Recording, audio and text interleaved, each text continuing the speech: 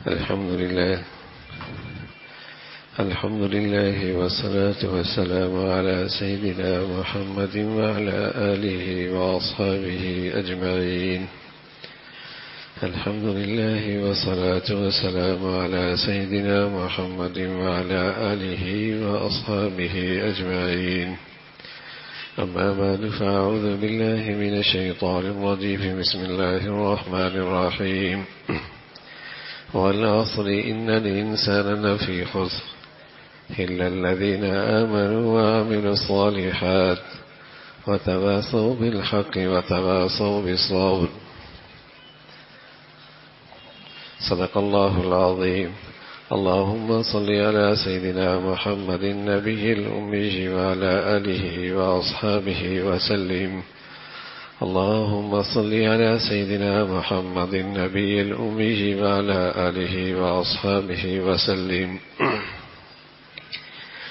اللہ رب العزت کا ارشاد ہے اور قرآن مجید کی ایک مختصر سی صورت ہے لیکن بڑی شان والی اور بڑا عظیم الشان پیغام ہے اس صورت میں. امام شافعی رحمۃ اللہ علیہ جو اس امت کے بڑے امام گزرے ہیں اور اللہ کے ولی گزرے ہیں، فرمایا کرتے تھے کہ سارے قرآن میں سے اگر یہ ایک سورت ہی اتری ہوتی تو انسانی زندگی کی نجات کے لیے کافی تھی. اس میں زندگی کا ایک ایسا دستور عمل پیش کیا ہے. صحابہ رضوان اللہ علیہ اجمعین جب آپس میں ملاقات کرتے اور وہ ملاقات ذرا طویل ہوتی تو ایک دوسرے کو یہ سورت سنایا کرتے تھے کہ یہ پیغام تازہ ہو جائے، جس میں یہ پیغام دیا کہ زمانہ گواہ ہے اور زمانے کی قسم ہے کہ انسان خسارے میں ہے. اب یہ خطرے کی ایک ایسی گھنٹی ہے کہ انسان خسارے میں ہے اور ہر طبقہ زندگی کا شخص اور ہر قسم کے انسان خسارے میں ہے. انسان کی فطرت میں اللہ نے فائدہ کی خواہش رکھی اور یہ زندگی کی جتنی بہار اور چمک دمک نظر آ رہی ہے اسی خواہش کا نتیجہ ہے. یہ فائدے کی تلاش میں رہتا ہے. یہ جتنی ترقیاں ہیں، جتنی چمک دمک ہے، جتنی دنیا کی یہ رونق ہے، یہ بہار ہے، اس کے پیچھے یہی جذبہ ہے کہ وہ فائدے کی تلاش اور خواہش رکھتا ہے. اور جب اسے یہ پیغام مل رہا ہے کہ انسان خسارے میں ہے،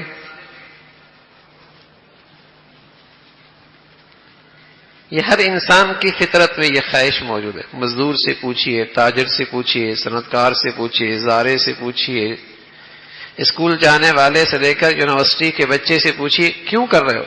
فائدہ. فائدے کی خواہش انسانی فطرت میں ہے اور اگر یہ خواہش اندر سے نکل جائے تو انسان اندر سے بجھ کے رہ جائے، بلکہ انسان کیا بجھے، دنیا ہی بجھ جائے. یہ ساری چمک دمک، یہ ساری توانائیاں، یہ ساری جد و جہد، یہ سب سرد پڑ جائیں، ٹھنڈی ہو جائیں. تو اس انسان سے اسے پیغام دیا جا رہا کہ انسان خسارے میں ہے. مرد عورت، امیر غریب، مشرق مغرب، پسماندہ دنیا کا انسان، ترقی یافتہ دنیا کا انسان خسارے میں. اور یہ کون کہہ رہا؟ یہ وہ ذات کہہ رہی ہے جس کے ہاتھ میں کامیابی اور ناکامی ہے. جس ذات نے اس انسان کو پیدا فرمایا ہے، کہہ رہا یہ انسان خسارے میں. ہاں، الا الذین آمنوا وعملوا الصالحات. اس خسارے سے اور اس نقصان سے کون محفوظ ہے؟ کہ جس کے پاس زندگی کا یہ اسٹیٹس ہو جائے اتنا بینک بیلنس ہو جائے، معیاری زندگی ایسی ہو جائے، آمدنی روزانہ کی اتنی ہو جائے، گاڑیاں ہو جائیں، سواریاں ہو جائیں، بنگلے ہو جائیں، کوٹھے ہو جائیں، کوٹھیاں بن جائیں، کیا یہ خسارے سے نکلے گا؟ فرمانا نا انسان خسارے میں ہے، ان سارے نقشوں میں رہ کر بھی خسارے میں ہے۔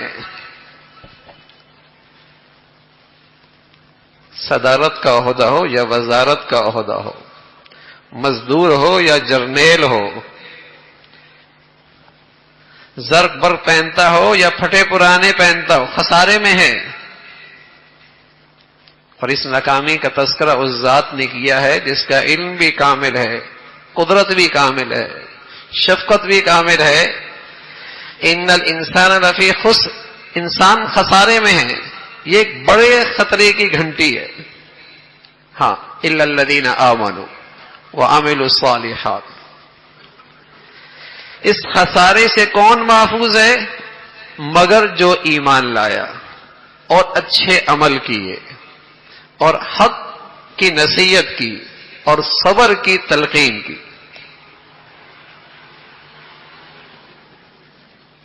جو ایمان لایا، اچھے کام کیے، حق کی تلقین کی، حق کی نصیحت کی، صبر کی تلقین کی، یہ انسان ہے، چاہے جھونپڑی میں رہتا ہو چاہے کوٹھی میں رہتا ہو، یہ ناکامی سے محفوظ ہو گیا، یہ خسارے سے محفوظ ہو گیا۔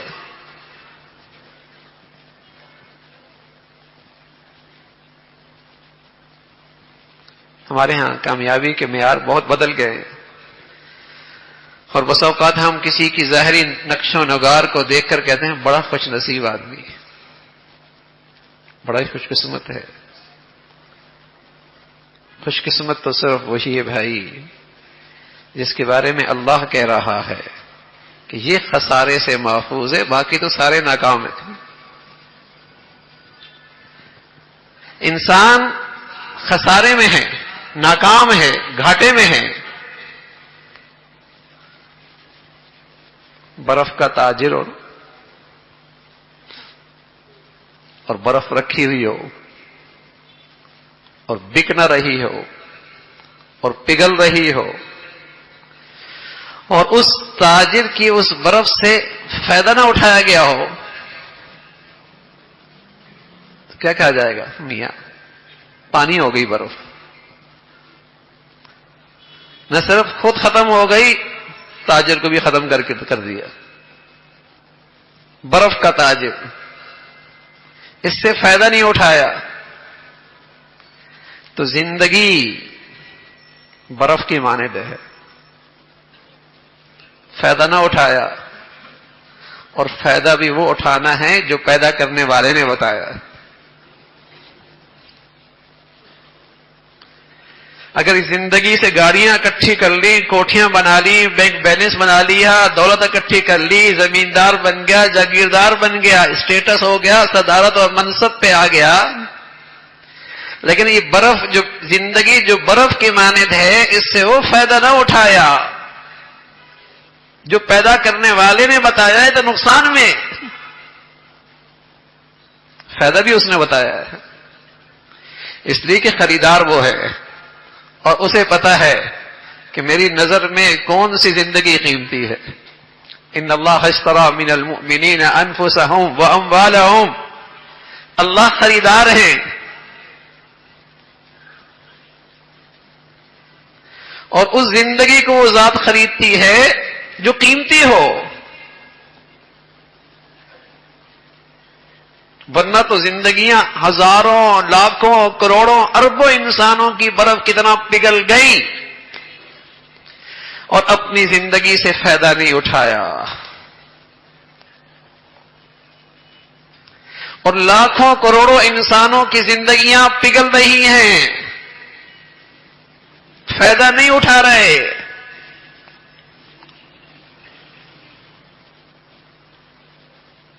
ایمان کوئی نہیں، ایمان کی زندگی کوئی نہیں۔ بازار میں جائیں نا، نوٹ دیا اس بازار کی ضرورت تھی، پتہ چلا ہی تو نقلی ہے. درہم دیا، دینار دیا، سونا چاندی دیا، پتہ چلا یہ کھوٹا ہے. لیکن اس نقصان کا ازالہ ممکن ہے کہ نقلی نوٹ تھا، شرمندگی ہوئی، لیکن دوسرا اصلی لے جاؤں گا. یہ سونے کی ڈلی نقلی نکلی، لیکن ازالہ ممکن ہے، شرمندگی ہوئی. تو میرے عزیزو، مسلمان کے گھر میں پیدا ہو جانا، مردم شماری میں مسلمان ہو جانا، مسلمانوں کے سے نام رکھ لینا، ذرا اس بات کا بھی احساس ضرور ہو کہ ایمان اصلی ہے یا صرف نقلی ہے. اور جہاں اس کی جانچ ہوگی وہ وہاں ایسی شرمندگی ہوگی، اس کا ازالہ کوئی نہیں ہوگا. یہاں بھی نقل چلتی ہے. اس لیے اللہ کہتے ہیں فَإِنْ آمَنُوا بِمِثْلِ مَا آمَنْتُمْ، تمہارا ایمان تو ایسا معتبر ہے جیسے یہ لوگ ایمان لے آئے. دیکھنے میں کرسی پہ رکھے دور دونوں سیب نظر آتے ہیں، لیکن ایک پلاسٹک کا ہے اور ایک حقیقی سیب ہے. دور سے دیکھنے والا سمجھتا ہے دونوں سیب ہے، جب قریب جاتا ہے ہاتھ میں اٹھاتا ہے تو میاں ایک میں تو خوشبو ہے، رنگت میں کشش ہے، توانائی ہے، ذائقہ ہے، اور جو نقلی ہے اس میں تو کچھ بھی نہیں. دیکھنا میں مردم شماری میں دونوں مسلمان، نام مسلمانوں کا سا، پیدائش مسلمانوں کے گھرانے میں، لیکن ایمان کیسا ہے؟ وہ تو جب پرکھا جائے گا نا، بازار میں، منڈی میں، حلال حرام کی تمیز میں، اللہ کی بندگی میں، اللہ کی فرما برداری میں، اللہ کے حکموں کی تعمیل میں جب پرکھا جائے گا پتہ چلے گا میں ایمان ہے یا مردم شماری کا مسلمان ہے. وہ تو پرکھا جائے گا.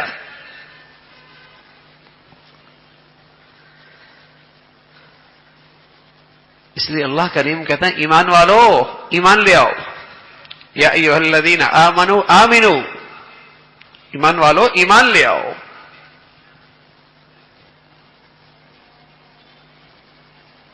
ایک صاحب کو شوق ہوا کہ بہادر کہلاؤں،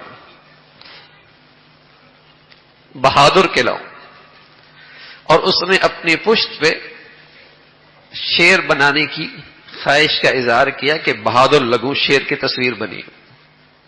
شیر گودنے والے نے اوزار لائے اور سوئی چبوئی رنگ بھرنے کے لیے. پوچھا کیا بنا رہے ہو؟ کہا سر بنا رہا ہوں شیر کا. کہ میاں شیر کا سر بنا رہے ہو، اس کے بغیر یہ بنا دو، تکلیف ہو رہی ہے. اس نے پھر سوئی چبوئی، کیا بنا رہے ہو؟ پیٹ بنا رہا ہوں. میاں اس کے بغیر ہی بنا دو. پھر سوئی چبوئی، کیا بنا رہے ہو؟ دم بنا رہا. کہ بھائی درد ہو رہا ہے، اس کے بغیر ہی شیر بنا دو. اس نے اوزار پھینکے، ایسا شیر نہیں دیکھا، سر بھی نہ ہو، پیٹ بھی نہ ہو، دم بھی نہ ہو. تو میرے عزیزو، ایسا ایمان اسلام اللہ نے بھی نہیں اتارا جس میں عبادت بھی نہ ہو، حلال حرام کی تمیز بھی نہ ہو، شرم و حیا اور غیرت اور حیا بھی نہ ہو، جس میں لقمہ حلال کی فکر بھی نہ ہو، جس میں دیانت بھی نہ ہو، سچائی بھی نہ ہو. ایسا اسلام اللہ نے بھی کوئی نہیں اتارا.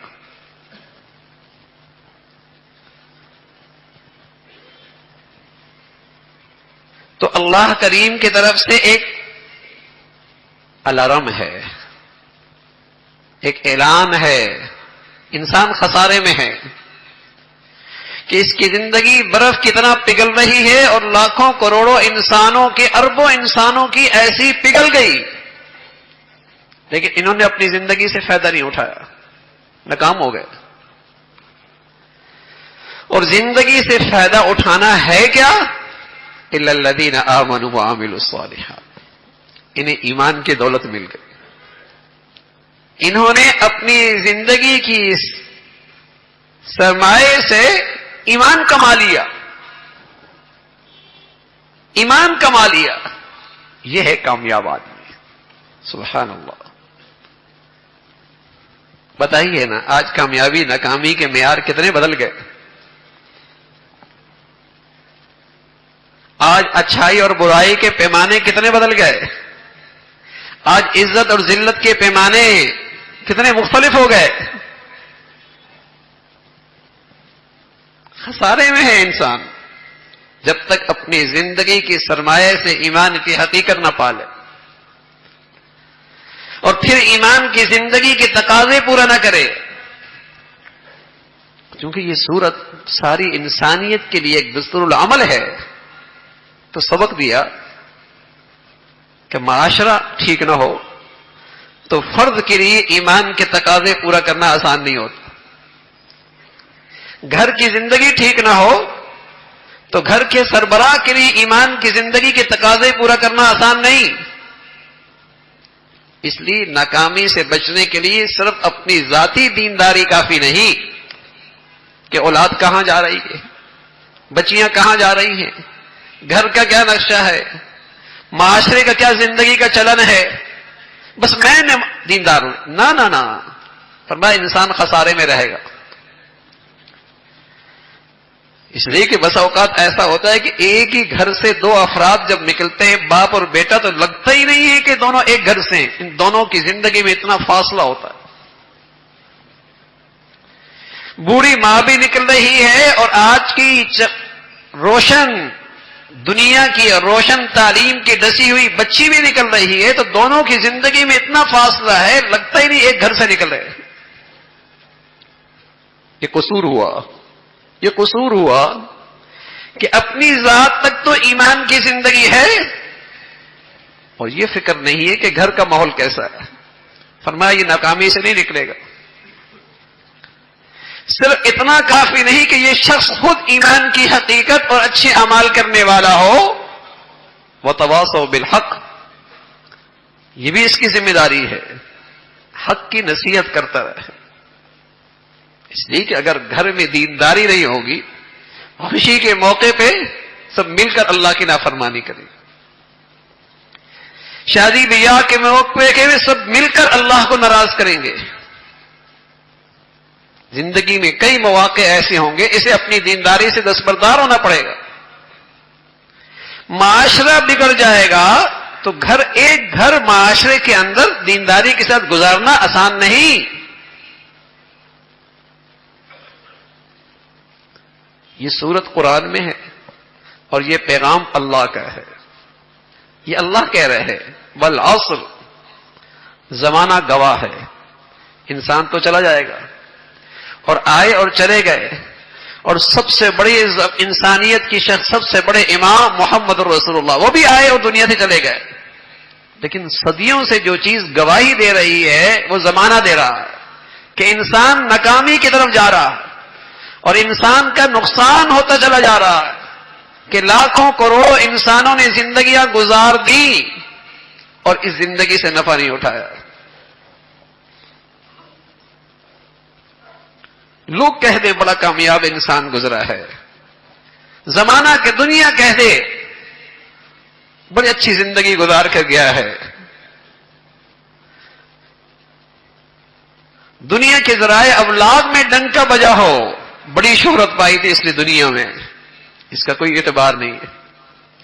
یہ چیزیں قابل اعتماد نہیں.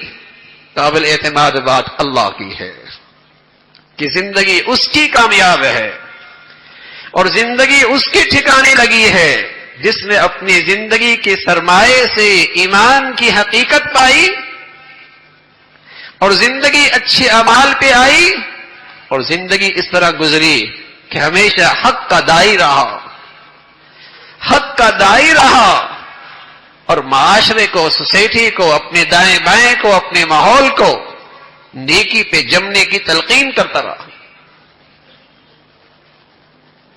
بیٹے کا رخ کہیں اور ہے، باپ مطمئن ہے میں اہتمام سے نماز پڑھتا ہوں. اولاد کیا کما رہی ہے، باپ مطمئن ہے میری زندگی اچھی گزر رہی ہے. نا. اللہ کریم کا ارشاد ہے انسان خسارے میں ہے، بڑا گھاٹا کر رہا ہے، اس کی زندگی ضائع ہو رہی ہے.